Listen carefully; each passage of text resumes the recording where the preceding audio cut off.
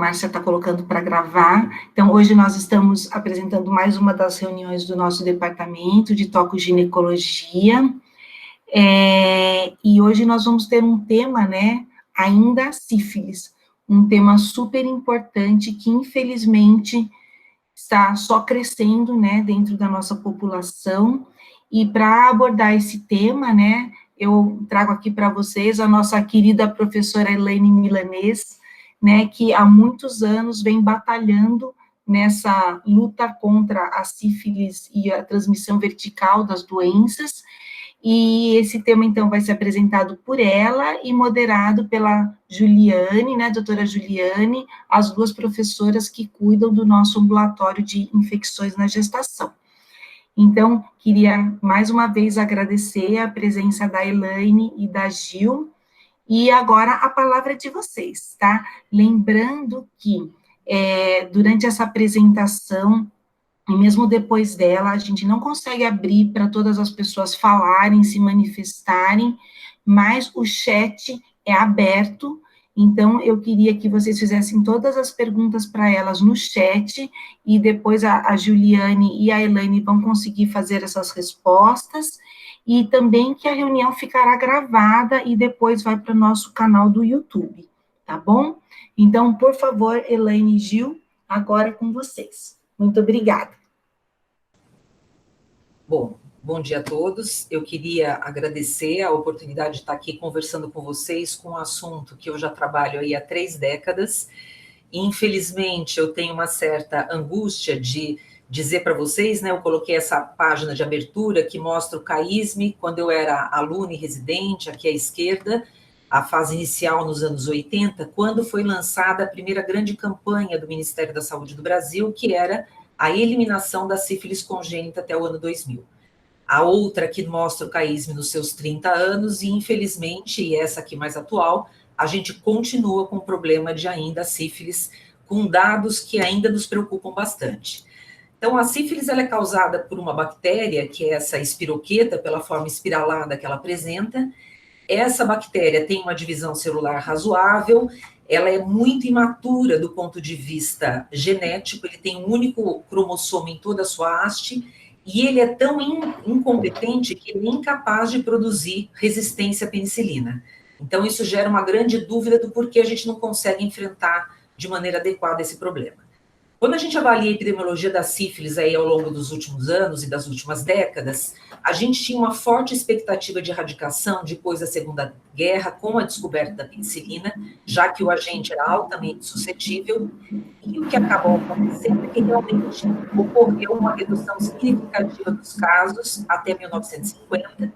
A partir dos anos 60, a liberação sexual traz um aumento significativo da ocorrência, campanhas foram feitas nesse momento. Nos anos 70 se observa uma queda significativa, e novamente com a epidemia do HIV, a partir dos anos 80, a gente vem apresentando um aumento significativo que ainda não conseguimos enfrentar. A gente não entende por que nós não conseguimos, fazendo um paralelismo com a infecção pelo HIV, no qual a transmissão vertical tem sido fortemente e exitosamente enfrentada, por que com a sífilis materna e congênita a gente não consegue isso? Já que o diagnóstico, o tratamento, a cura e a prevenção, elas são disponíveis e de baixo custo, o tratamento continua o mesmo desde os anos 40 e não há relato de resistência do treponema à penicilina, que segue sendo um tratamento barato e altamente eficaz. Então, muitas campanhas vêm sendo feitas nas últimas décadas, né, encampadas por sociedades nacionais e internacionais, na tentativa do enfrentamento da sífilis congênita. Isso agora, mais recentemente, a partir de 2015, se torna também uma prioridade da OMS, porque os dados são preocupantes. Então, realmente, os tocoginecologistas têm uma importância fundamental, e também os médicos de família e quem atende grávidas em relação ao enfrentamento desse problema. A gente se angustia muito quando a gente ouve, né, os dados de sífilis no mundo, que são assustadores. São 2 milhões de gestantes afetadas anualmente, 70% delas com resultados adversos na gravidez, quase 300 mil recém-nascidos com a doença congênita, 500 mil de abortamento e mortalidade perinatal, quase 300 mil crianças com baixo peso ou prematuras. Então, dados assustadores, e hoje na África a gente sabe que 1/3 dos natimortos são secundários a sífilis associados ou não à infecção pelo HIV. Então, nós conseguimos um enfrentamento importante e exitoso também na África em relação ao HIV, mas ainda não conseguimos em relação à sífilis. E tudo isso nos angustia porque são situações potencialmente evitáveis. Então, aqui é só para a gente ter um panorama de 2015, quando a OMS tenta avaliar as doenças negligenciadas e todas as doenças infecto-contagiosas. Onde está em branco não quer dizer que não tem ocorrência de sífilis, é que os dados não estão disponíveis naquele momento para a OMS compilar, e veja que é muito roxo de diferentes tons, mas ainda a gente tem muitos poucos locais que conseguiram enfrentar de maneira adequada esse problema. Se a gente olhar os dados do último boletim epidemiológico publicado, ainda não saiu de 2020, nós vamos ver aqui nas barras azuis um crescimento progressivo da sífilis adquirida, paralelamente nas barras laranja, o crescimento de sífilis em gestante, e até você poderia falar, bom, identifiquei um adulto infectado, a grávida está com uma maior ocorrência, se eu atuasse de maneira adequada nessa gestante que está aumentando a prevalência, eu pelo menos conseguiria enfrentar de maneira adequada a questão da sífilis congênita. A preocupação é que a gente continue em ascensão, e nós estamos aí com 9 casos em cada 1000, isso é um absurdo, já que é considerado uma doença razoavelmente controlada, abaixo de 0,5 por 1000, então nós estamos muito longe disso. O CDC vem fazendo campanhas desde os anos tardios e mais recentes, essa foi uma campanha do final dos anos 90 e fortemente encampada no início de 2000, de que a gente pensasse sifiliticamente, ou seja, tem uma lesão genital, não esqueça que isso pode ser sífilis e não é o zíper que machucou ou o pelo que encravou. Eu tenho uma lesão cutânea, não esqueça que sífilis secundária pode dar um racho cutâneo bastante exuberante, pense em sífilis. E, obviamente, hoje aqui, esse terceiro bonequinho aqui está com uma camisola de um hospício, porque hoje a gente sabe que as doenças, as psicopatias orgânicas fortemente estão também associadas à questão da sífilis adquirida em adultos também. Então, realmente, temos que sempre pensar em suspeitar da sífilis. Quando a gente avalia aí os dados de sífilis em gestante e sífilis congênita de acordo com as diferentes regiões, nós temos aí uma concentração maior na região sudeste e sul. O sul é o recordista de casos de sífilis em adultos e sífilis em gestantes, eles têm um problema sério como rota de tráfico de droga, e a região sudeste sempre responde para uma maior casuística, e a gente não sabe se esse dado vem enviesado porque se testa mais aqui, ou se de fato nós temos uma prevalência maior. Mas é realmente assustador o número de indivíduos infectados, o crescimento na gestação e o número que a gente tem em termos de sífilis congênita. E quando a gente avalia a questão, então, gráfica, né, da sífilis ao longo dos últimos anos, a gente vê que esse gráfico, infelizmente, ele não para de crescer, maior ou pior dependendo da região, mas a média de Brasil é sempre assustadora. A sífilis congênita, infelizmente, não é abordada adequadamente à grávida e, portanto, ela continua ascendendo também. E muitas vezes se fala, o critério de notificação ficou muito sensível, por isso que nós estamos aumentando a questão da notificação de sífilis congênita.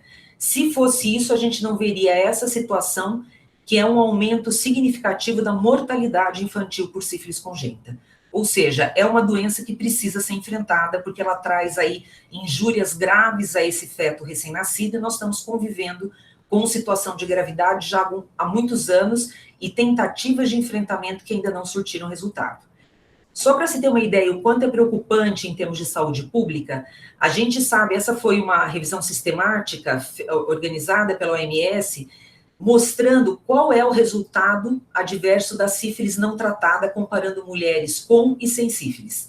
Então, a sífilis não tratada leva a perda fetal e natimortos 21% mais frequentes, a mortalidade neonatal quase 10 vezes mais, né, 10% mais frequente, prematuridade e baixo peso 6% mais frequentes, e, de uma maneira geral, a gente sabe que as mulheres com sífilis apresentarão um resultado adverso em 70% dos casos. Ou seja, a gente precisa enfrentar isso até como uma estratégia de melhorar os custos de atenção à saúde dessas crianças e essas perdas. E por que acontece tanto essa ocorrência de sífilis e a gente ainda não conseguiu enfrentar de maneira adequada?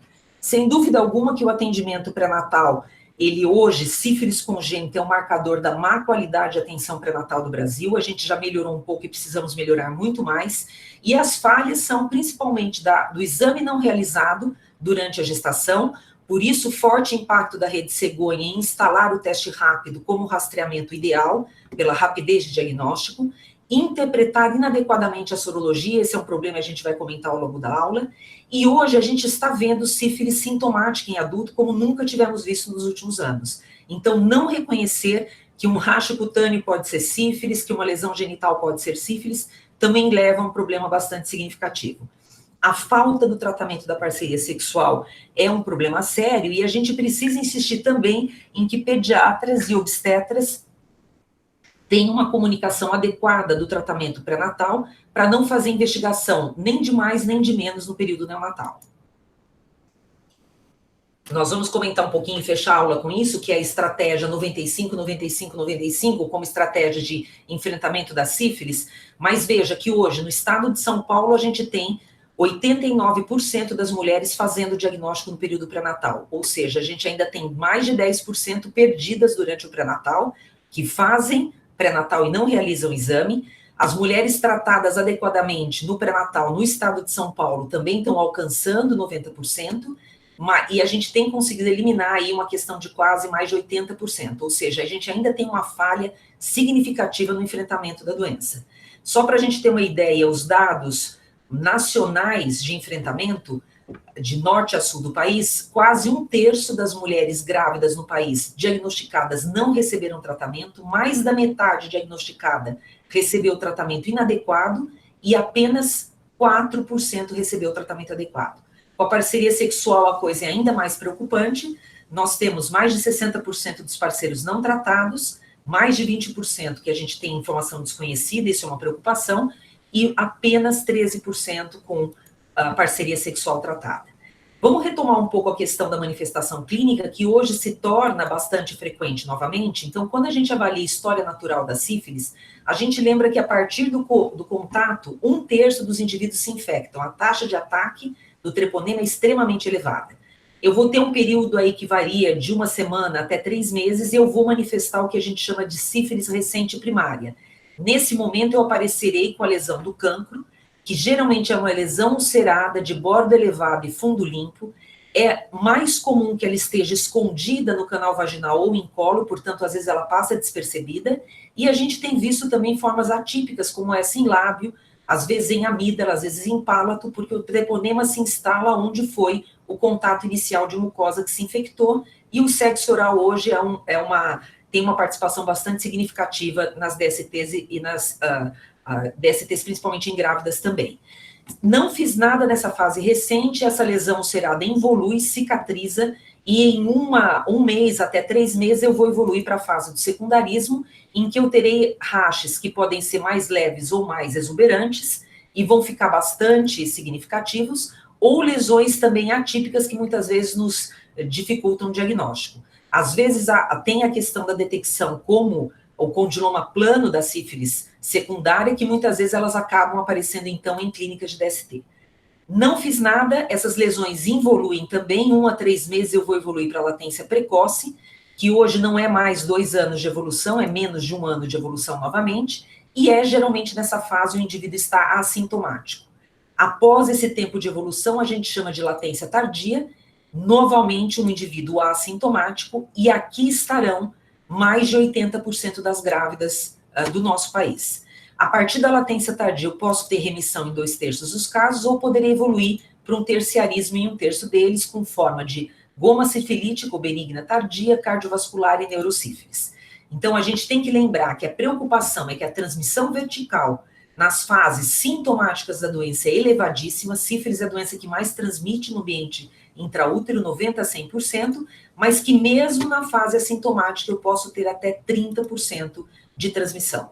Esse foi um trabalho de prevalência em indivíduos da indústria, em frequentadores de clínica de DST e grávidas, foi patrocinado pelo Ministério da Saúde em meados de 2000, e na realidade o que a gente viu é que a prevalência na gravidez era de 2,7%, e de uma mulher que frequentava a clínica de DST, portanto de um alto risco, de gradiente de risco elevado para aquisição de DST, era 3,5%. Ou seja, considerar que grávida é sempre um gradiente de risco elevadíssimo para aquisição de sífilis é uma coisa fundamental no pré-natal. E lembrar que a maioria vai ter que ter diagnóstico por laboratório, já que 86% delas estão numa fase de silêncio clínico. Então, aqui algumas formas do cancro, como essa aqui abaixo em lábio, que às vezes é confundida com herpes, ou essa outra como uma lesão sugestiva de se pensar um carcinoma basocelular, e lembrar que a maior parte das vezes é raro estar em genital externo, geralmente está lá o cancro no colo do útero, ou vagina, ou fundo de saco, portanto a fase primária costuma passar despercebida na gravidez. O secundarismo pode ser um rache muito leve ou um rache muito exuberante, o condiloma plano, e lembrando que o rache acomete planta de pés e palma de mãos também de maneira significativa, e também as alopécias. Não tratado, em média, depois de décadas, eu vou ter evolução para a fase terciária, na qual eu tenho processo de endarterite obliterativa com lesões extensas inflamatórias e perda tecidual e fibrose, e isso é a evolução da lesão nos diferentes tecidos fetais. Aqui nós estamos vendo retina acometida, pele acometida, cardiovascular, né? O professor William Osler, que estudou muito sífilis congênita, os nódulos de Osler, né? Ele sempre dizia que quem soubesse sífilis saberia medicina, já que a pluralidade da manifestação é enorme. Normalmente, o que acontece com o ambiente fetal? Então, a placenta aqui altamente destruída pelo treponema, então, processo vascular importante. Nós sabemos que o treponema, ele passa da mãe para o feto em qualquer época da gravidez, mas quanto mais avançada for a gravidez, maior a permeabilidade da placenta, portanto, maior o risco, e quanto mais recente for a sífilis, maior é o nível de treponemia, portanto, também maior o risco de infecção fetal. O que a gente sabe em termos da lesão intraútero no feto? Uma mãe que tem uma sífilis recente não tratada, eu vou ter metade das crianças com prematuridade, natimortalidade ou morte neonatal, e metade com sífilis congênita, ou seja, doença recente é igual a 100% de acometimento fetal. Na latência recente, a gente terá 70% de fetos saudáveis, mas ainda 30% acometidos, inclusive com 10% de natimortos e 10% de sífilis congênita. Se a gente for avaliar a latência tardia, onde estarão a maior parte das nossas grávidas, nós teremos de 20% a 60% de normais, mas ainda 40% de crianças com sífilis congênita, das quais mais de 15% de natimortos e 4% evoluindo com mortalidade neonatal. Ou seja, sífilis é uma doença que causa uma evolução horrível para o ambiente fetal. Essa aqui é a foto de uma criança infectada tardiamente na gravidez, então ela tem esse exantema bolhoso, altamente rico em treponema. Aqui nós temos um caso de óbito fetal por sífilis, eu trouxe essa lâmina, isso aqui foi do meu começo de ambulatório, né, uma lâmina de ultrassom bastante antiga, mas mostrando uma hidropsia grave. Esse caso, na época, veio encaminhado com várias pesquisas de ultrassom e não tinha nenhum VDRL. Era uma mãe que tinha uma sífilis recente, provavelmente com um título de VDRL bastante elevado, e o indivíduo acompanhou ecograficamente a evolução da hidropsia para a morte e foi incapaz de investigar doenças congênitas. Às vezes a criança nasce muito acometida com herpesplenomegalia, às vezes lesões epifisárias, exantema bolhoso rico em treponemas, aqui o baixo peso ao nascimento e restrição de crescimento, e lembrando que a mortalidade perinatal acontecerá em até 40% dos infectados. Às vezes a criança nasce com essa raga de perioral, às vezes essa coriza mucosanguinolenta, que se não tratada poderá evoluir para necrose e perda tecidual. Hoje menos evidente e menos perceptiva a questão da percepção dos dentes de Huntington e da fonte olímpica, o nariz em cela, que são manifestações tardias de indivíduos que nasceram infectados pelo treponema. Mas lembrar que ainda hoje a maioria dos recém-nascidos infectados é assintomático ao nascimento. Ou seja, eu tenho obrigação de fazer o diagnóstico na mãe, senão eu não identifico essas crianças. E como fazer isso, então, para melhorar a questão da sífilis congênita? A recomendação é o rastreamento no primeiro trimestre e no terceiro trimestre, então início do pré-natal e terceiro trimestre, hoje com uma forte tendência à recomendação de sorologias ou teste rápido trimestral. E eu vou poder trabalhar tanto com o laboratório, com provas não treponêmicas como VDRL associadas à prova treponêmica, ou com a ELISA, que é um exame informatizado, né, e fica mais fácil de ser executado, a gente vai fazer algumas considerações, ou com teste rápido, que é a grande vantagem, que ele já te oferece o diagnóstico no mesmo momento da primeira consulta de pré-natal. E lembrando da obrigatoriedade da repetição na admissão para parto ou aborto, porque a gente ainda hoje não conhece a dimensão do problema sífilis como causadora de perdas de início de gravidez. E já estamos sabendo da forte associação com óbito fetal também. Então, importantíssimo que mãe e recém-nascido não deixe o hospital sem ter a determinação sorológica do seu estado em relação à sífilis. Como funciona, então, a questão laboratorial? Quando eu tenho a fase primária da doença, eu sei que a sorologia pode falhar e aí eu vou precisar trabalhar com a demonstração do parasita em campo escuro. Geralmente isso é menos comum em grávida, já que geralmente a grávida passa pela fase primária de maneira despercebida e a partir do secundarismo a sorologia acaba sendo sempre eficiente no diagnóstico. Então, quando eu falo em sorologia, eu vou trabalhar com testes para detectar anticorpos anticardiolipina, são chamados testes não treponêmicos, que poderão ter reação falso-positiva, ou vou trabalhar com um teste específico antitreponema, que detecta interação em anticorpos maternos e antígenos da superfície do treponema. Os mais conhecidos e utilizados no Brasil, o mais conhecido como não treponêmico é o VDRL, que é um teste extremamente sensível, mas menos específico, mas tem a vantagem de poder ser titulado. Portanto, hoje ele ajuda muito no acompanhamento pós-tratamento. Os testes treponêmicos nós temos vários, a microscopia de fluorescência, o FT-ABS, a microhemaglutinação, o TPH, temos os testes imunoenzimáticos da geração ELISA, o CLIA, o CEMIA, e o teste rápido, que também é um teste treponêmico. Então, os testes treponêmicos geralmente ficam como marca sorológica e eles definem que a paciente teve contato, não necessariamente que está em doença em atividade, porque a gente tem que lembrar que eles não têm soro reversão na imensa maioria dos casos. Então, a partir de 2013, 2015, o teste rápido entra pela rede Cegonha no Brasil. Nós aqui, Cidade de Campinas, que tem um laboratório bem estruturado, trabalha com a ELISA e, eventualmente, alguns locais, hoje muito menos, trabalham com a associação do VDRL a uma prova treponêmica. Então, aqui o VDRL, em que eu vejo, então, a aglutinação em lâmina, né, de positividade, um teste não reagente e um teste reagente, que ajudam, então, a definir o controle de tratamento.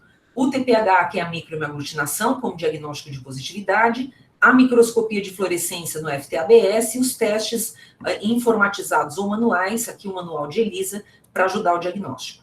Quando a gente avalia a porcentagem de reatividade nas diferentes fases, nós vamos ver que trabalhando com testes não treponêmicos e treponêmicos, na fase primária eu terei falsos negativos. A partir do secundarismo, os testes treponêmicos me ajudam a fechar diagnóstico. Então, falsa positividade, que era uma coisa que se acreditava muito no passado, hoje a gente sabe que está presente em menos de 1% dos casos. Ou seja, frente a uma prova positiva para sífilis na gravidez, em 99% dos casos você estará frente a um diagnóstico verdadeiro de sífilis. Então, as técnicas podem ser através do teste rápido e pode ser também com um teste informatizado, que é o teste imunoenzimático. A facilidade é que eu trabalho com um teste em que eu faço 100 exames em 2 minutos e ele tem uma alta capacidade para detectar o negativo. Eventualmente poderá ter falsa positividade. A gente sabe que os imunoenzimáticos têm uma sensibilidade igual ao FT-ABS, que é o diagnóstico de padrão ouro para sífilis. Eu terei 90% de positividade na fase primária, 100% no secundarismo, de 95% a 100% na latência, que é a maior parte das nossas gestantes, e hoje é um método de escolha para triagem de amostra em quem tem laboratório acessível, tem uma alta padronização e objetividade, e ele pode ser usado com várias técnicas laboratoriais aí. Hoje, a grande vantagem do CLIA, dos imunoenzimáticos, é que quando negativo, realmente eu afirmo que essa mulher é negativa. Frente à positividade, eu vou ter que lançar mão de outras provas sorológicas, porque eu posso ter falso positivo. A geração ELISA para grávida pode falsear, mas a maioria virá como negativo e eu terei consciência desse diagnóstico. Se vier positivo, eu vou ter que me basear nas outras situações para definir se as outras provas são negativas, que ele é um falso positivo, ou se tem história prévia consistente, que ele é uma cicatriz sorológica, e aí vai depender do acompanhamento.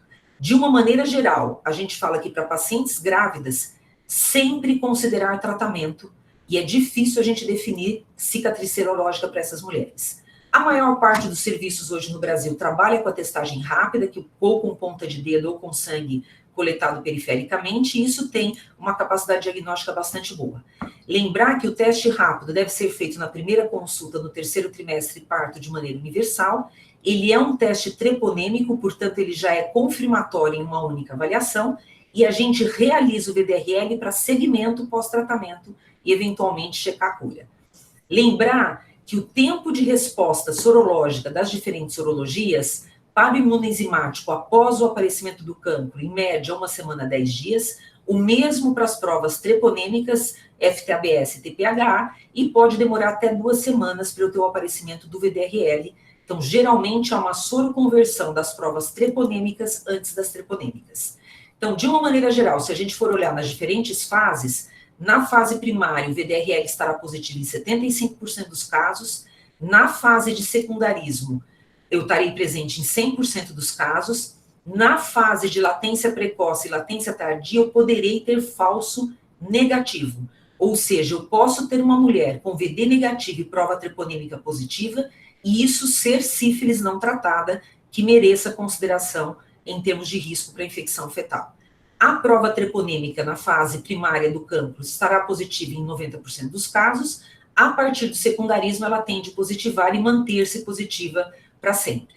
Então, hoje, lembrar que a recomendação que vai ficar agora na sugestão do protocolo clínico do Ministério é a recomendação de sorologia trimestral e rastreamento sistemático da parceria sexual para todas as DSTs possíveis, o que a gente conhece como pré-natal do parceiro. Então, hoje nós podemos começar ou com teste rápido ou com CLIA, se eu tenho um bom laboratório. Se um deles for positivo, para o CLIA eu vou precisar confirmar com prova de VD e outra treponêmica. Para o teste rápido, ele já define diagnóstico, eu vou fazer VDRL apenas para segmento pós-tratamento. Lembrando que qualquer mulher identificada com sorologia positiva tem que fazer segmento mensal na gestação. Eventualmente, então, eu posso ter um falso negativo no cancro, né, pela não presença ainda da soroconversão de anticorpos maternos. Quando eu tenho uma fase muito recente, com muita treponemia, eu posso não ver a floculação na lâmina, a gente chama isso de efeito prozona, por isso que geralmente os bons laboratórios, frente a um VD negativo, eles diluem a amostra para ver se não é um efeito prozona, e falsa positividade no máximo em 2% dos casos, ou seja, frente a um diagnóstico laboratorial positivo, acredite que é sífilis que você estará acertando. Em relação ao tratamento da sífilis, o tratamento recomendado é imediato, de acordo com a fase clínica, ou seja, grávida trata igual a não grávida. É que como a maioria estará na fase assintomática de latência indeterminada, ela acaba ganhando um tratamento expandido. Devo tratar parceria sexual sempre, o segmento sorológico deve ser com VDRL mensal e eu devo investigar outras DSTs. A partir de 99, o Ministério da Saúde seguia a recomendação do CDC americano, em que a gente dividia tratamento diferente para a fase de cancro e para a fase de secundarismo, e hoje, na realidade, a recomendação é doença recente ou doença tardia. Lembrando que a única droga que trata o feto é a penicilina, é a única que alcança nível adequado no ambiente fetal. Para doença recente, ou seja, doença sintomática, ou se eu definir uma doença de menos de 1 ano, porque eu fiz o diagnóstico da lesão cancroide e sei que ela não tratou e é menos de 1 ano, eu posso usar dose única de 2.400 de benzatina, aplicando uma ampola de 1.200.000 unidades em cada glúteo. A partir da doença tardia, que seria latência tardia ou indeterminada, ou o terciarismo sem acometimento do sistema nervoso central, eu poderia usar o mesmo esquema semanal, só que por 3 semanas seguidas, uma dose de 7.200.000 unidades. Na fase de terciarismo, ou seja, se o sistema nervoso central tiver acometido, a benzatina não alcança nível no líquor, eu vou ter que usar penicilina cristalina ou procaína. Eu trouxe aqui o esquema do Estado de São Paulo, porque o Estado de São Paulo voltou a recomendar o tratamento pelo CDC, não é a recomendação nacional, isso tem gerado algum problema, já que a gente sabe pelas revisões sistemáticas que o tratamento com dose única na fase sintomática, ele é bastante eficiente, mas é só para trazer aqui que a doença recente no estado de São Paulo tem sido a sugestão de usar com dose dobrada. Eu falo que eu não me preocupo em tratar demais, mas eu me preocupo com a mulher que recebeu uma única dose, que é a recomendação nacional, e ser considerada para o recém-nascido como tratamento inadequado, porque aí ele ganha investigação.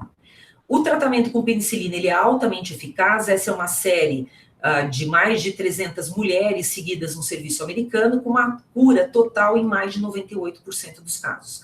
Ou seja, a taxa de falha global para mulheres tratadas depois de 26 semanas nesse serviço foi 0,8%. Então, o problema da sífilis não é falha de tratamento, é falha de administração da dose adequada. Em relação ao que a gente tem de revisões, essa foi a primeira feita em relação ao tratamento com penicilina em 2004 e ela se sustenta ainda hoje com a mesma resolução. A gente não tem dúvida que a penicilina é uma droga efetiva do tratamento da sífilis na gravidez e na prevenção da sífilis congênita. Algumas dúvidas em quais os esquemas de tratamento ótimo, e a gente fala que pecar por excesso não terá nenhum problema na gestação. Então, normalmente, a recomendação após o tratamento é o segmento com VDRL mensal, e o que a gente espera de resposta adequada é a queda de 4 títulos ou negativação em 6 a 9 meses, principalmente naquela paciente que eu fiz diagnóstico de doença recente e título alto, maior do que 1/8. Então, a expectativa é ter, se sífilis primária ou secundária, redução de 2 diluições em 3 meses e de 4 diluições após 6 meses. Eu reforço isso porque nós tivemos recentemente um caso que caiu de 1 para 256 para 1 para 32, e todo mundo passava o caso como, caiu 2 diluições e ok, e lembrando que ela estabilizou num título elevado ainda. Então, foi uma falha de tratamento e a criança acabou nascendo com sífilis congênita. E lembrando que quando há elevação de 2 diluições, justifica um novo tratamento, porque provavelmente se trata de uma reinfecção. Em mulheres tratadas com título baixo, portanto, 1 para 1, para 2, 1 para 4, a gente não espera a queda da titulação. Geralmente, o nível de treponema circulante é baixo e eu vou manter títulos baixos estáveis após tratamento. Então, no tratamento de fases avançadas e títulos baixos, a negativação pode demorar até 2 anos, sendo que 10 a 20% permanecerão com essa titulação baixa como cicatriz sorológica. Então, isso é uma coisa importante. E a outra coisa importante, ao tratar mulheres com títulos altos, o primeiro exame de controle, ele deve ser feito 1 mês após o término do tratamento. Por que isso? Porque se eu fiz as 3 doses imediatamente, eu colho e não espero 1 mês, eu posso ter um título maior do que o prévio, já que eu vou fazer um efeito treponemicida importante e eu vou ter uma grande produção de anticorpos que vai eventualmente aumentar a minha titulação no exame. Outras drogas possíveis, consideradas nos últimos anos, que é a questão da azitromicina e ceftriaxone, que foram consideradas alternativas potenciais para mulheres alérgicas, continuam com dados insuficientes. Então, atenção também que para os macrolídeos existe uma resistência. A gente não tem dados consistentes de que ceftriaxone proteja da sífilis congênita, apesar da gente ter recomendado, na época de indisponibilidade da penicilina, tivemos um problema sério de abastecimento. Então, hoje, a recomendação para tratamento adequado na grávida é sempre com penicilina. A eritromicina vai ser alternativa para aquela mulher alérgica que eu não tenho condição de dessensibilizar por uma situação de extrema-gravidade. Lembrando que a passagem transplacentária é limitada e todas essas drogas não tratam o feto, portanto, mães tratadas com essas alternativas serão considerados fetos não tratados que deverão ser investigados ao nascimento. Então, a recomendação para alergia à penicilina é dessensibilizar e tratar com penicilina. A gente sabe que a alergia verdadeira, a prevalência é muito baixa, é 0,5 a 1 em cada 100 mil expostos. Geralmente, a maior parte fazem reações cutâneas leves. É raro a gente ter edema laríngeo, arritmia e choque, mas se a paciente já apresentou isso em exposição no passado, nessa situação de gravidade não se recomenda dessensibilização, ela será tratada com droga alternativa e aí a criança será investigada e adequadamente tratada após o nascimento. As reações tardias à exposição à penicilina são mais comuns, geralmente depois de 3 dias da exposição, geralmente são erupções cutâneas benignas e com boa evolução. Então, o que eu considero um tratamento adequado no pré-natal? É aquela paciente que teve o tratamento feito com penicilina, na dose e tempo corretos, cujo início do tratamento foi 30 dias antes do parto, cujo início não mais o término, e para considerar tratamento adequado no pré-natal, se espera o tratamento da parceria sexual, e aqui eu tenho que fazer uma condição, porque no Ministério da Saúde sai o tratamento incorreto ou não tratamento do parceiro do critério de notificação. Por quê? Na realidade, não é que a gente não está valorizando o parceiro, é porque muitos casos de crianças investigadas, inclusive de maneira invasiva, com líquor, no estado de São Paulo, era porque a mulher referia que o parceiro não tratou, mas era um parceiro com o qual ela sequer teve mais contato após o seu tratamento. Então, houve o abandono pelo parceiro e por essa informação de não tratamento, a criança ganhava investigação. Então, frente a isso, ele sai do critério de notificação, mas é importante que se investigue se parceiro presente, se ele foi investigado e tratado. De uma maneira geral, como a taxa de infectividade é muito elevada, hoje o Ministério da Saúde recomenda tratamento compulsório do casal sem investigação. Lembrando que o parceiro poderá estar em fase latente e se eu fizer sorologia, eu tenho que fazer a treponêmica, já que o VDRL poderá estar negativo em até 25% dos casos da fase latente tardia. Então, a gente considera que, como a sífilis tem alta penetração no ambiente fetal, se eu estou tratando uma mulher além do primeiro trimestre da gravidez, eu estou tratando um feto potencialmente infectado intraútero. Se eu trato no primeiro trimestre, como o treponema é um agente grande, que tem dificuldade de penetração com uma placenta ainda muito imatura, eu posso estar eventualmente evitando a infecção fetal. Por isso, a recomendação da gente triar, né, rastrear o mais precoce possível na atenção pré-natal para tentar evitar a repercussão negativa como feto. E como que a gente pode enfrentar o problema, já que a gente está com essa situação crítica no estado de São Paulo, no Brasil e no mundo? Então, esse foi um artigo publicado pela Luísa Matida, que foi a coordenadora do programa de transmissão vertical do estado de São Paulo, e era parceira nossa, comigo especialmente desde 2000, no grupo de transmissão vertical. Infelizmente, nós perdemos a doutora Luísa Matida há alguns anos para um linfoma, e ela era uma pessoa bastante batalhadora e enfrentadora das questões que envolviam transmissão vertical de sífilis e HIV, e nesse momento ela fez uma publicação mostrando por que nós conseguimos tanto progresso no controle da transmissão vertical da AIDS e uma falha tão significativa na questão da sífilis congênita.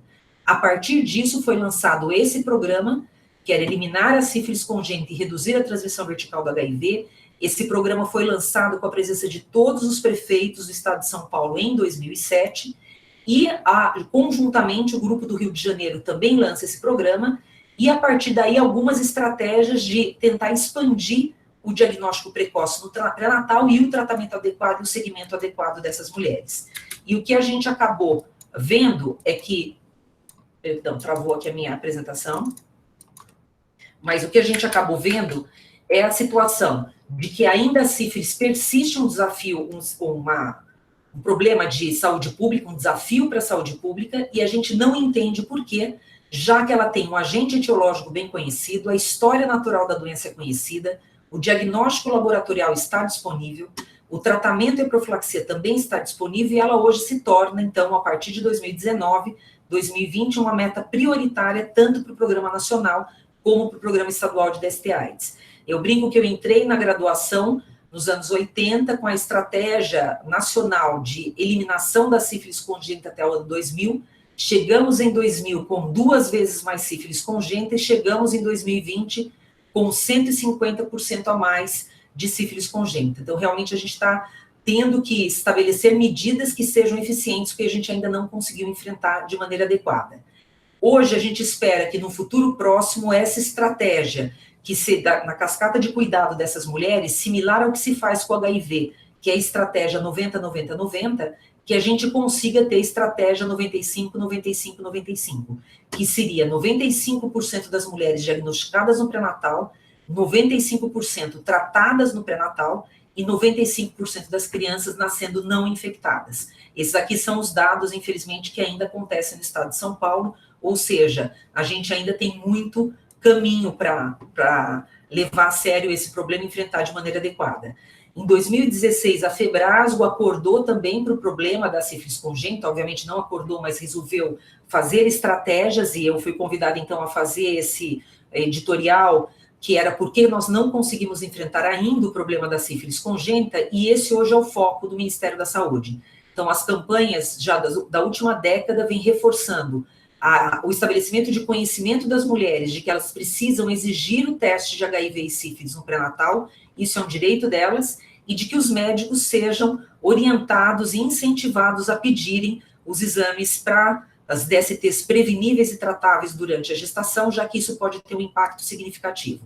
Um problema reforçado agora, essa é a campanha dos últimos 2 anos em relação à prevenção da sífilis congênita, e agora um forte foco também nos adultos jovens, que são o grande contingente de pessoas infectadas e que, obviamente, são indivíduos que estão em idade reprodutiva, irão gestar e parir e ter risco de, ao ter sífilis, infectar os seus fetos recém-nascidos. Então, eu queria finalizar agradecendo, né, a atenção de vocês e a oportunidade. Esse aqui é a capa do protocolo clínico de diretrizes terapêuticas para a prevenção da transmissão vertical de HIV, sífilis e hepatites virais, é do grupo de transmissão vertical do Ministério da Saúde, que eu tenho o prazer de participar já desde 2000. Ele está agora, essa é a versão 2017, que está também nos aplicativos para smartphone, e mais recentemente a gente está revendo agora, ele está na finalização da revisão justamente da sífilis e do HIV, para que a gente possa oferecer disseminação das informações, e hoje todo mundo tem um smartphone na palma da mão, para que seja aplicado de maneira adequada o rastreamento e tratamento dessas mulheres, e a gente consiga enfrentar de maneira adequada esse sério problema de saúde pública. Queria finalizar, então, agradecendo a atenção de vocês e me colocando à disposição.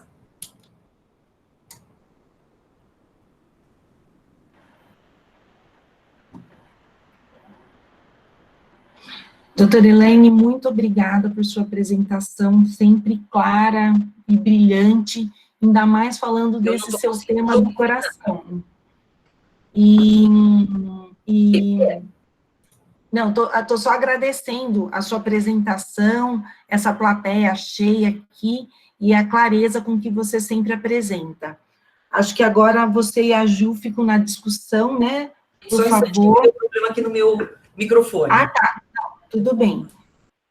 Nós temos poucas perguntas no chat, eu queria que a plateia ficasse à vontade de perguntar e aproveitasse esse momento com essas nossas 2 professoras da área de infecções.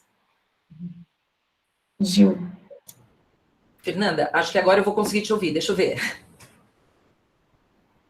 Bom dia. Então, enquanto a doutora Elaine acerta aí a parte técnica, gostaria de estar agradecendo o convite de estar participando dessa mesa. A gente fica muito feliz em estar diante de uma pandemia, lembrando da sífilis, porque ela continua, né, e as dúvidas são muitas. E então é um tema importante. Parabéns pela doutora Fernanda ter trazido isso daqui para a reunião do departamento, e você vê que realmente a sala tá cheia, então é um tema aí que é importantíssimo tá vindo aí para a reunião do departamento. Tá ouvindo, doutora Elaine? Agora consegui, desculpa que deu um pane aqui transitório no meu computador, agora então, acabei de entrar, obrigada. Eu vou começar pelo chat, depois eu queria fazer algumas provocações aí, doutora Elaine, para a gente discutir o tema. Primeiro o Cássio, né, colocando uma pergunta meio afirmativa, né, portanto, mais importante do que ficar seguindo titulação de VDRL é garantir tratamento adequado e oportuno para paciente e parceria na rede, é isso? Completamente de acordo, Cássio, mas é importantíssimo também o segmento pós-tratamento. A gente tem que considerar que as mulheres que têm gradiente elevado para aquisição de uma DST na gravidez, muitas vezes elas repetem numa reinfecção. Então, por isso a importância de estar seguindo. Mas é óbvio que é importantíssimo que a gente consiga tratar de maneira adequada, né? E é muito importante que o tratamento esteja disponível e acessível, mas que o segmento também seja feito. O que eu tenho só de consideração é que no segmento pós-tratamento, primeiro, lembremos que teste rápido é treponêmico, ele não negativa, portanto, não se faz segmento com teste rápido. A gente já recebeu alguns encaminhamentos das UBSs com essa situação. Segundo, o VDRL com título alto, eu espero que tenha uma queda significativa e a maioria na negativarem até 6 meses. Aquele que eu trato com título baixo, esse provavelmente vai persistir baixo por muito tempo. Então, não abordem de maneira inadequada aquela paciente que fica flutuando de 1 para 2, 1 para 4, 1 para 2, 1 para 4. Porque nessa situação pode ser simplesmente tratamento adequado e a variação dela. individual. Lembrando que se eu leio uma lâmina de VDRL e a Giuliane lê, talvez a gente tenha uma diluição de diferença na nossa leitura individual. Então, não valorizem diferença de apenas uma diluição, principalmente quando eu considero rede básica e exame do CAISM, por exemplo. Ok? Mas é importantíssimo que a gente mantenha a questão do segmento com VDRL mensal. VD custa 25 centavos, gente. Ele pode ser feito a rodo. O teste rápido custa R$ 1,20. Ele também pode ser solicitado de maneira bem abusiva. Acho que é uma coisa legal também, que algumas pessoas não aguardam o tempo adequado para o VD, acabam tratando a paciente várias vezes, a coitada fica sendo picada, furada a gravidez inteira, né? Lógico que é melhor tratar por excesso do que por falta, mas a gente ter a coerência de aguardar o tempo e ter um pouquinho de paciência se a gente tiver certeza, né? Uma documentação do tratamento correto da paciente e do seu parceiro. Eu vou aproveitar o seu gancho, Gil, só para fazer uma coisa que tem gerado dúvida também, que é o primeiro controle precocemente após o término do tratamento. Se eu tratei uma mulher com título 1/32, terminei as 3 doses, porque ela era assintomática, e já colho o exame, esse exame pode vir 1/64 e 1/128, porque eu tive um efeito treponemicida. Então, o primeiro exame de controle, ele é feito 1 mês após o término do tratamento. Tá certo? Não deve ser colhido precocemente, porque senão gera esses retratamentos desnecessários. Perfeito. E aí, aproveitando essa questão do título, antes da gente voltar para o chat, quando que a gente deve pensar, né, numa falha, e quando a gente deve pensar em fazer uma investigação, por exemplo, uma coleta de líquor, né? Quando que a gente olha esse título e fala, não está legal, alguma coisa está estranha, vou pensar em colher um líquor, doutora Elaine. Por exemplo, eu tratei uma paciente com um título de 1/2 adequadamente, tá certo? E no segmento, ela me mostra um título baixo, mas em elevação. Muito provavelmente o reservatório periférico foi tratado, mas o reservatório de líquor não foi tratado. Então, se eu mantenho uma titulação ainda baixa, mas variando acima de 2 diluições, a primeira medida é retrate. Se não houve sucesso e persiste nessa situação, aí sim a recomendação é investigue líquor.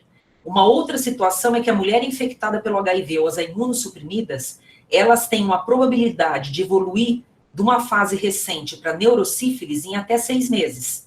Então, na mulher infectada pelo HIV com título baixo de CD4, né, com CD4 comprometido, ou as outras imunossupressões, se eu tiver diagnóstico de sífilis, há a recomendação de afastar cometimento do sistema nervoso central. Tá certo? Isso é uma outra coisa importante. Ok?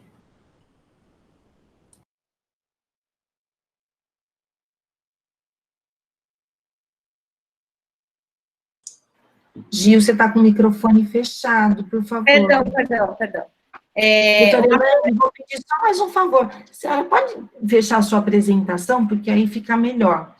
Porque depois a Márcia apresenta a próxima reunião, se conseguir.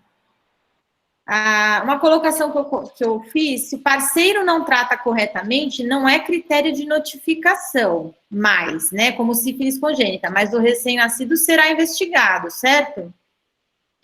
O critério, porque antes, qualquer mulher que colocasse a informação de que seu parceiro não tratou, essa criança era notificada como sífilis congênita e ganhava hemograma, líquor e raio-x de ossos longos.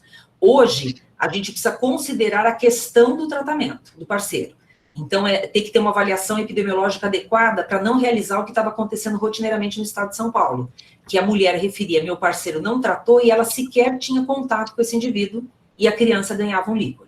Então, se você tem um parceiro presente que não trata de maneira adequada, isso é critério de falha de tratamento. Então, é só essa consideração. O que estava acontecendo é que, a partir do momento que entra como critério de notificação, Gil, todo mundo notifica, mesmo que esteja com resposta adequada. E aí, a gente estava tendo um falseamento de sífilis congênita nessa situação. Entendeu? Então, sai do critério de notificação, mas continua dentro do critério de tratamento adequado se o parceiro estiver presente. Ok? Ok.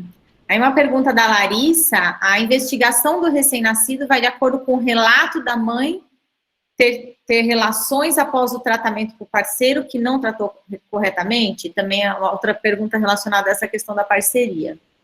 Isso mesmo, Larissa. Se eu tenho uma paciente que persiste com atividade sexual com seu companheiro, ela realiza um tratamento adequado e o parceiro não trata, essa criança ganha investigação, porque é um risco potencial de reinfecção. Em uma única exposição, 1/3 dos indivíduos se infectam por sífilis. Então, como a infectividade por via sexual é muito elevada, frente à presença de um parceiro presente não tratado, aí sim há a recomendação da gente estar fazendo a investigação neonatal. Ok. Aqui tem uma colocação da doutora Roseli, o PCDT, atualizado em 2019, traz a informação no item 5.7, que considera a resposta imunológica ao tratamento com uma queda de titulação de 2 diluições em até 6 meses para sífilis recente e queda de 2 diluições em até 12 meses para sífilis tardia, que é um pouquinho diferente do que foi colocado. Não, o conceito está correto, Gil, é que parte do título. Se eu tenho uma doença tardia, ou indeterminada, que eu desconheço o tempo de infecção, e ela tem um título acima de 1/8, eu devo esperar queda de 2 diluições. Mas se eu trato com um título de até 1/4, eu posso não observar qualquer queda.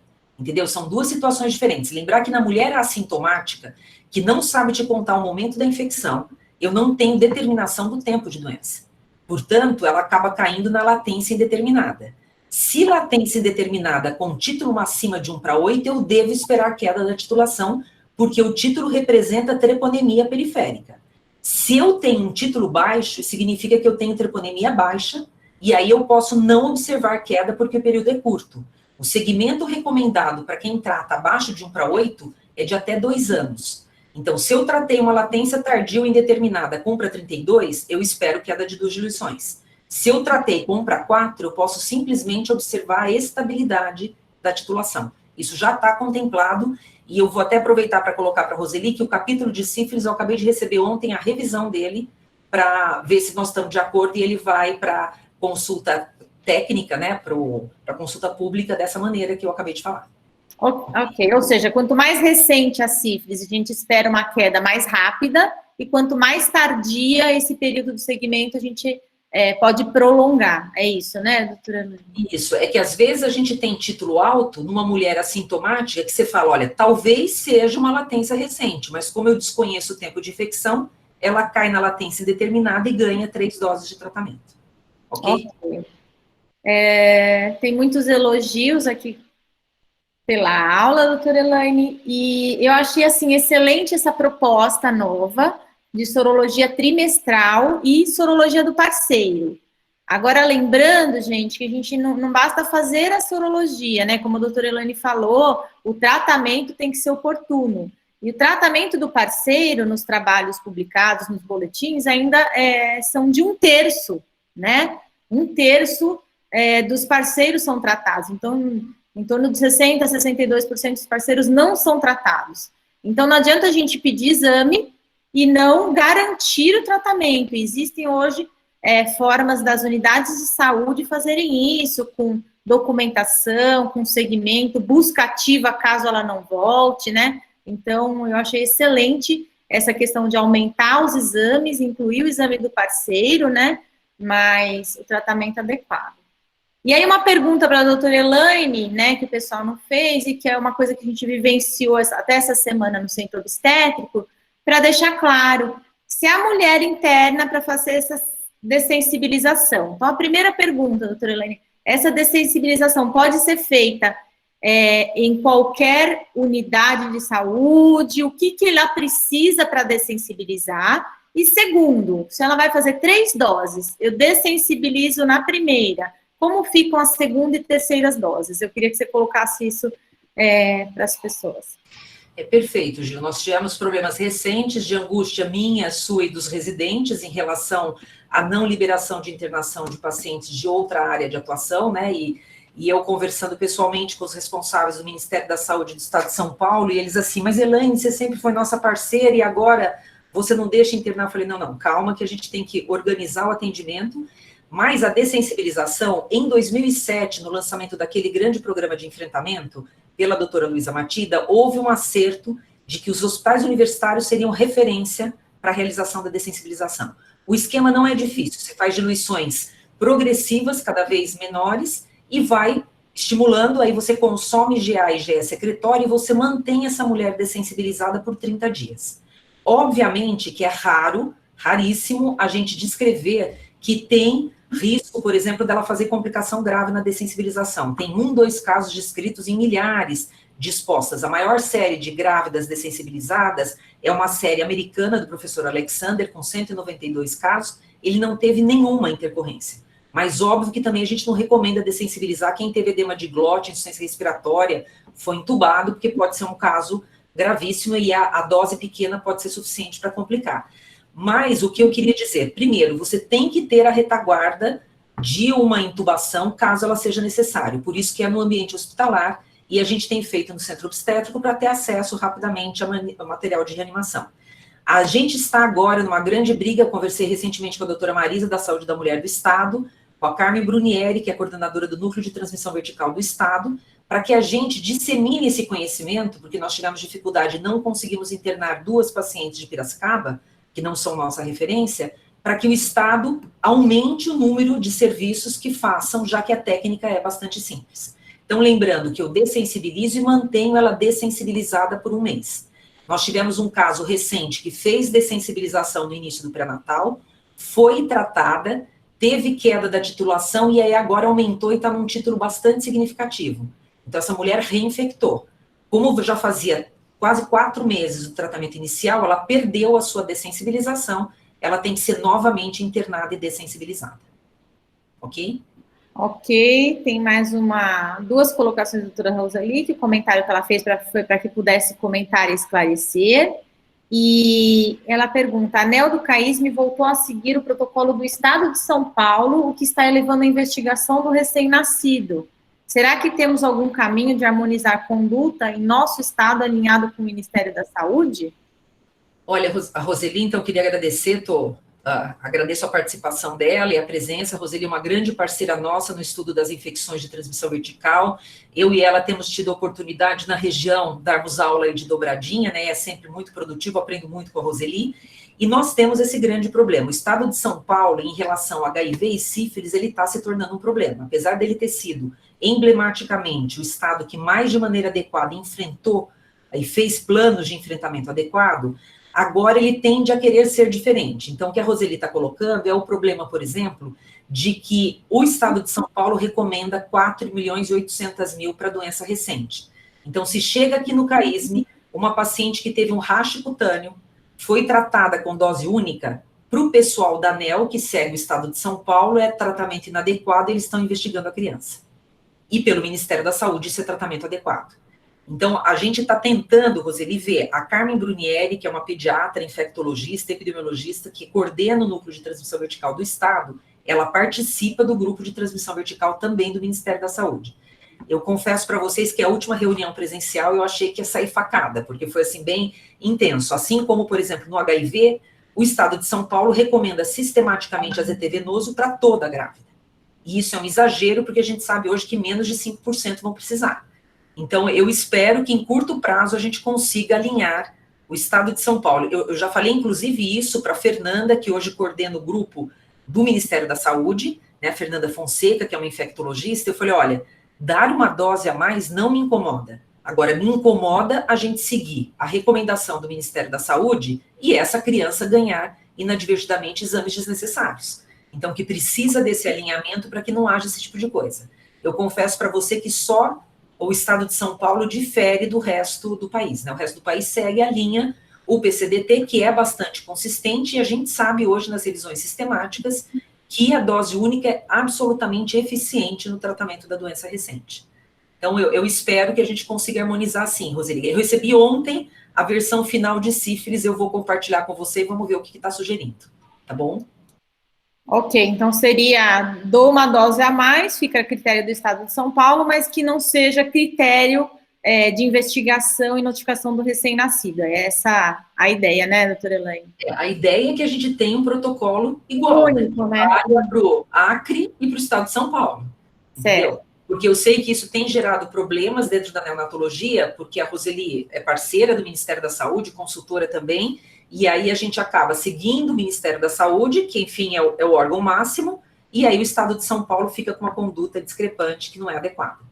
Então, eu gostei do termo, Roseli, vamos ver se a gente harmoniza o Ministério da Saúde do Estado de São Paulo. Achei um termo interessante. Você acha que por isso que os números do Estado de São Paulo, mesmo sendo a região com uma boa qualidade da saúde em relação ao país, os números são maiores de sífilis? Porque você acha que há uma super notificação? Você acredita nisso?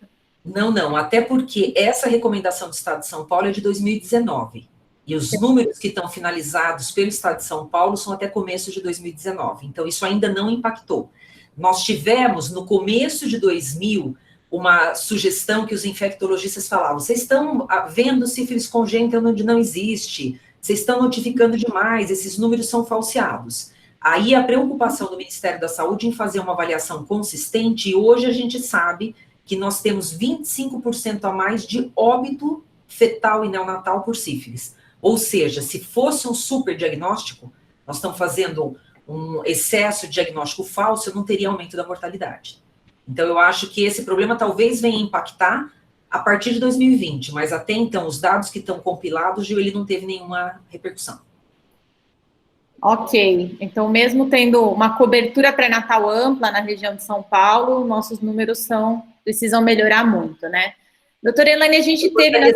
fazer um comentário, Gil, que eu falo assim, às vezes fala, 89% das grávidas fazem testagem. Eu acho que tem que ser o contrário, gente. Mais de 10% num estado que tem tudo disponível ainda não é testado. E aí você fala, 82% são tratadas. Gente, quase 20% ainda não é tratada no pré-natal. Então, esses números, apesar de serem muito melhores do que a média nacional, que fica na faixa dos 60, 70, ele está muito longe do ideal. Por isso, a estratégia do Estado de São Paulo de lançar a campanha enfrentamento com 95, 95, 95, né? Para ver se a gente consegue caminhar atrás perseguir esse objetivo, né? Dessa meta, né? Doutora Elaine, outra coisa que eu acho que é legal, a questão, a gente teve um caso clínico de sífilis apresentada na live de infecções da SOGESP na segunda-feira, né?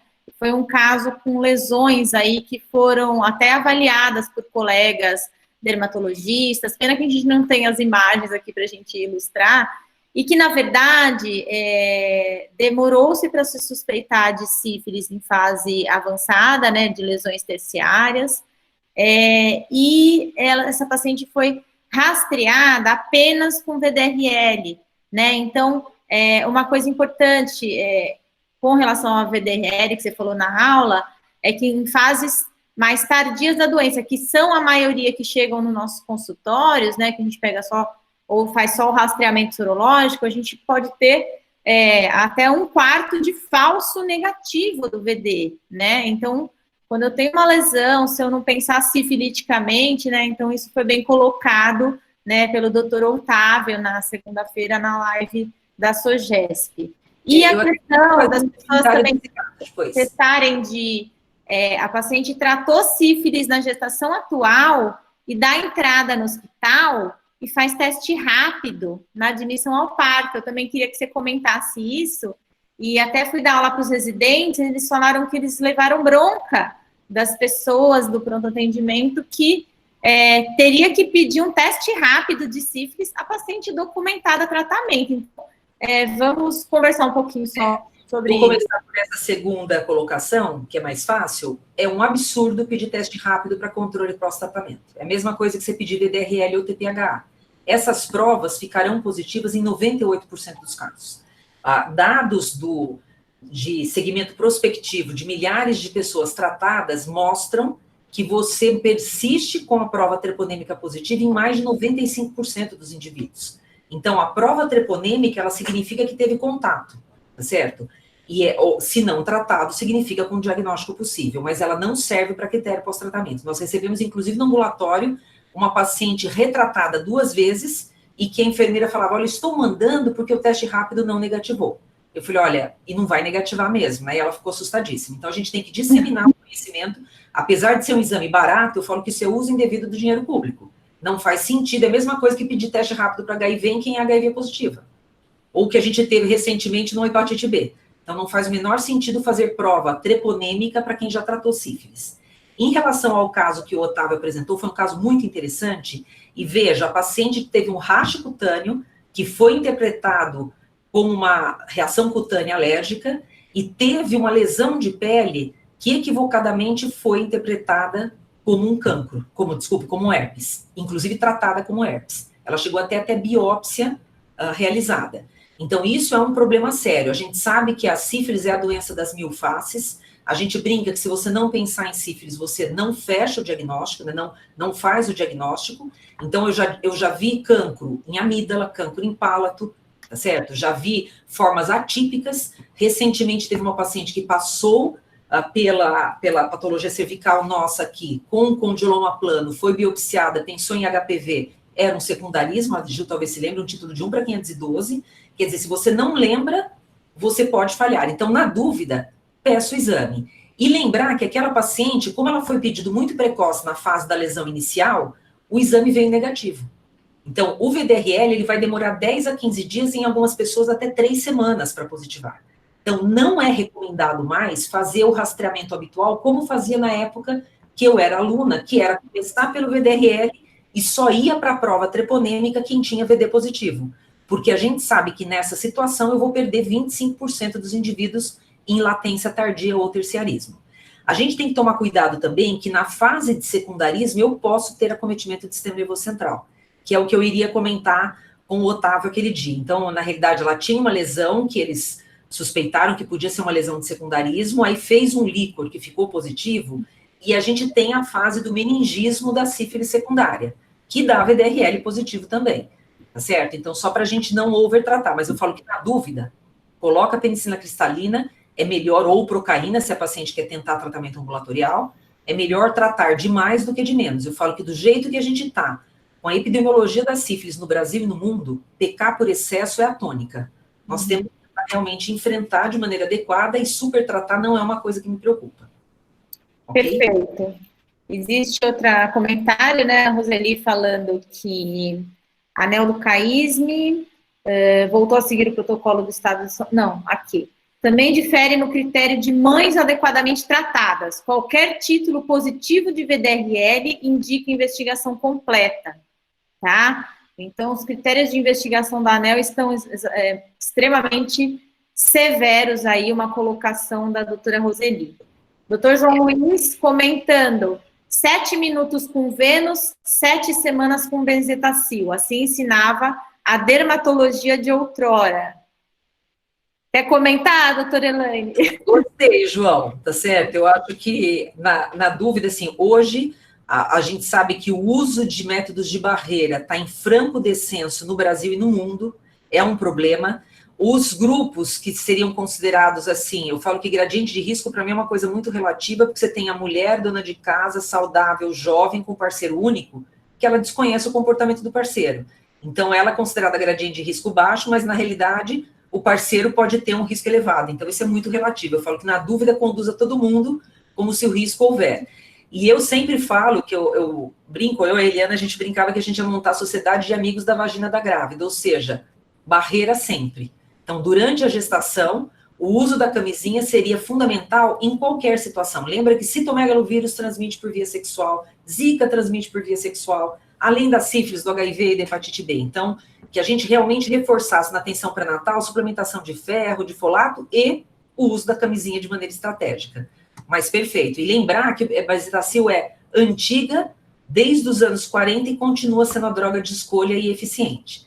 Em relação à colocação da Roseli, eu acho que é importante, porque não é essa a recomendação real, né, Roseli? Se eu tenho, lembrar que o VDRL, ele é anticorpo IgG e IgM juntos. Portanto, se a mãe tem um título alto, porque ela recém tratou, mas tratou no critério 1 mês antes do nascimento da criança, teoricamente, se esse bebê tem título menor, ele não deveria ser investigado, ele deveria ser seguido. Até está contemplado no Ministério da Saúde, se eu quero ter um excesso de zelo, eu fazer uma dose de benzetacil e acompanhar na criança assintomática que tem um VD significativamente menor do que o da mãe. Então, isso realmente eu sei que tem sido um problema, mas a gente precisa tentar conversar para que a gente não faça intervenções desnecessárias, né?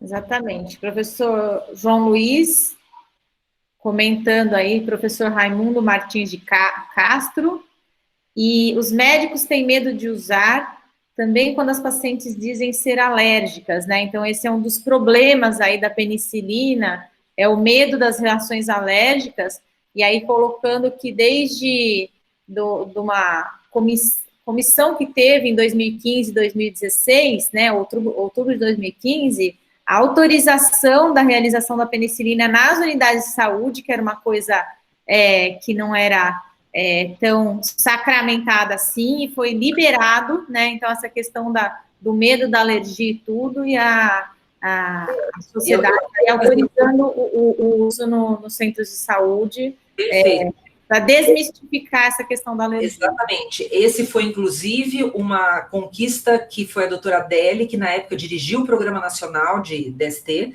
O que aconteceu? A enfermagem se recusava a aplicar e as pacientes na unidade básica, e a paciente era encaminhada para pronto-socorro. Isso piorou muito o nosso impacto na sífilis em adulto e não tratamento, porque, obviamente, a paciente ia pronto-socorro, ficava esperando 3 horas para poder receber a penicilina. Eu sempre brinco, quando eu estou nos treinamentos aí do Ministério, que o risco de alergia verdadeira à penicilina é 0,5 a 1 em cada 100 mil expostos. O risco de você ter alergia a camarão é 15 a 20 em cada 1.000 expostos. Eu falei, o coco-bambu não tem material de reanimação. E, teoricamente, a prevalência da alergia a frutos do mar é significativamente maior do que a penicilina.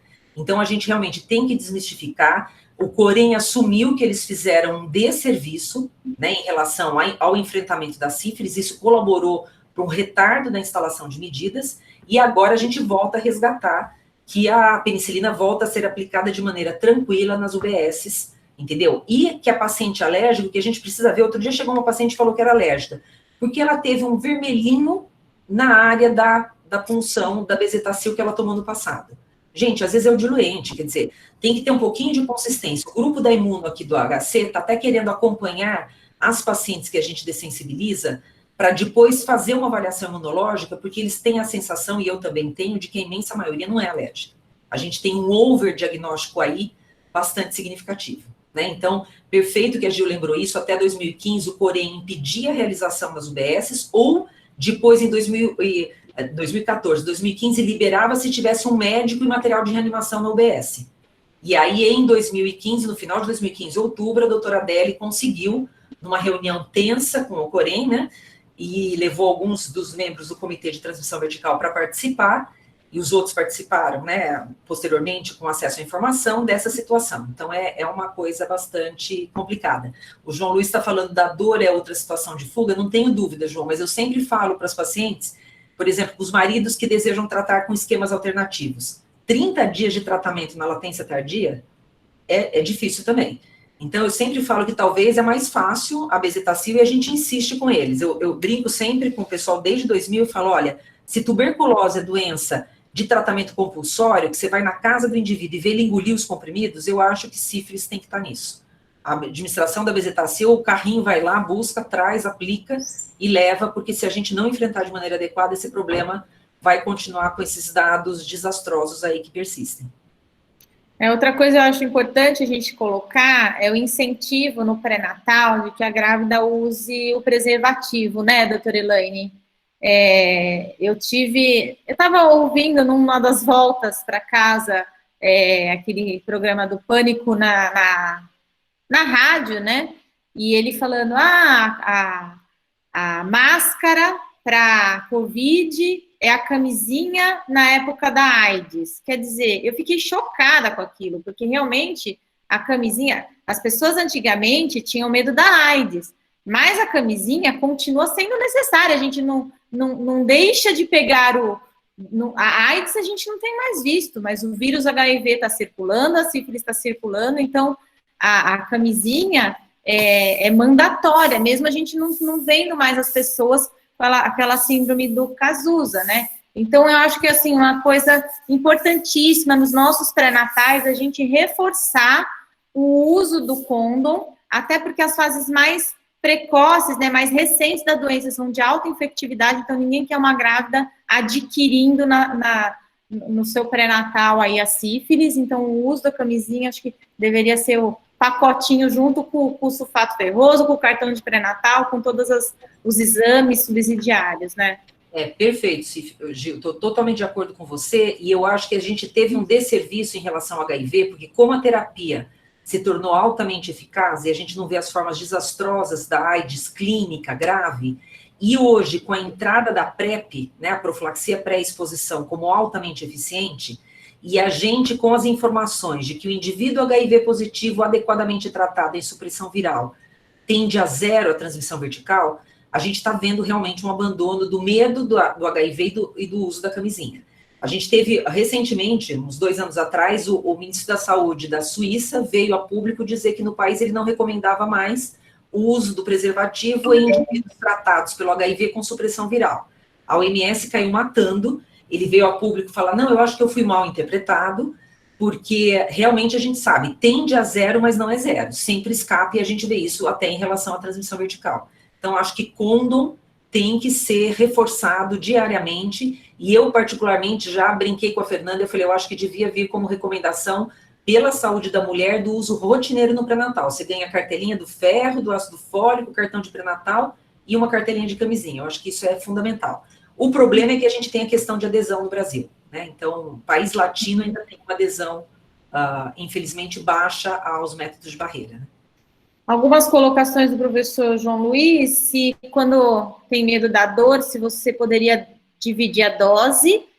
A doutora Roseli concordando com o doutor João, né, que a pessoa não toma uma benzetacil, né, o parceiro, e depois seu filho precisará tomar 10 dias IM, né, com esse argumento talvez pudéssemos sensibilizar o tratamento dos homens, né, parceiro, esposo, pai.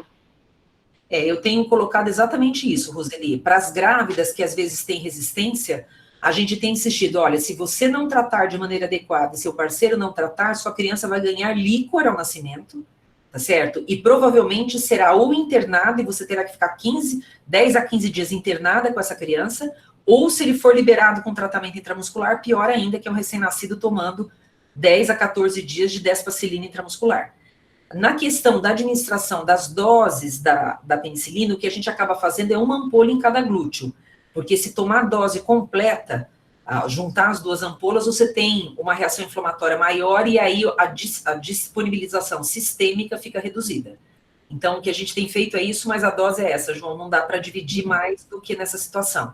E as outras alternativas, que é ceftriaxone, azitromicina, eventualmente, né, não tratam o feto, não tem passagem significativa para o ambiente fetal. Tem agora um estudo, um ensaio clínico que está tentando avaliar a questão do ceftriaxone, já que a gente tem dificuldade em saber e usamos muito na época da falta da disponibilidade da penicilina, e as questões que envolvem ainda a eritromicina, que é a droga recomendada para mulher com alergia severa, mas lembrando que a gente sempre tem que usar o estearato, porque o estolato intoxica o feto do ponto de vista de metahemoglobinêmia, e, de outro lado, lembrar que o feto não é tratado, e ele vai ser investigado ao nascimento.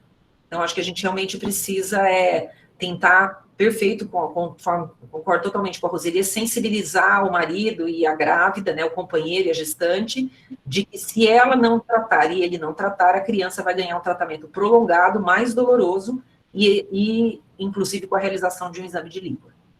Perfeito. Muito bom, doutora Elaine, acho que nosso chat está satisfeito, né, mais do que satisfeito, acho que a discussão foi muito legal, acho que a doutora Fernanda agora vai querer, não sei se quer alguma consideração final, consideração final, doutora Elaine? Então, só vou finalizar agradecendo a Fernanda por essa disponibilidade. Eu sempre brinco com os nossos alunos e residentes que aqui nesse serviço eles têm que aprender a tratar e fazer a coisa certa. A gente teve um mestrado há algum tempo atrás de uma enfermeira da ANEL que mostrou que 70% dos médicos tocoginecologistas da rede, da região, não sabiam diagnosticar e tratar adequadamente. Então, a gente precisa difundir conhecimento e cada um de vocês pode ser uma estratégia de difusão onde vocês atuarem agora e no futuro. E agradecer mais uma vez, Fernanda, obrigada. Gente, eu que agradeço, eu acho que essas aulas da doutora Elaine sobre sífilis a gente tinha que ter, né? Você já está assim, cada 6 meses a gente volta e reforça tudo isso, né, Elaine? Porque é fundamental, é uma coisa que quando a gente era interna, residente, a gente não tinha, e hoje é assustador o número de casos que a gente encontra diariamente na nossa enfermaria de alojamento conjunto, e então é uma estratégia que precisa ser relembrada e trabalhada com todos os profissionais de saúde. Realmente, Elaine e Gil, foi excelente, a discussão foi excelente, e agradeço muito a participação de todos no chat. Queria só convidar todos para a reunião da próxima semana. Vou pedir para a Márcia subir o nosso slide. Na semana que vem, nós vamos ter a professora Cristina Laguna, da área de ginecologia, falando sobre exercício e distúrbio alimentar, quando a aparência se sobrepõe à saúde reprodutiva, com a participação também da professora Cássia Juliato. Então, eu queria mais uma vez, Elaine e Gil, agradecer vocês, agradecer a todos por essas excelentes aulas, lembrando que elas vão estar disponíveis no nosso canal do YouTube, para serem relembradas a todo momento, tá bom? Obrigada, Roseli, por todos os seus comentários, e o Dr. João também, tá certo? Muito obrigada.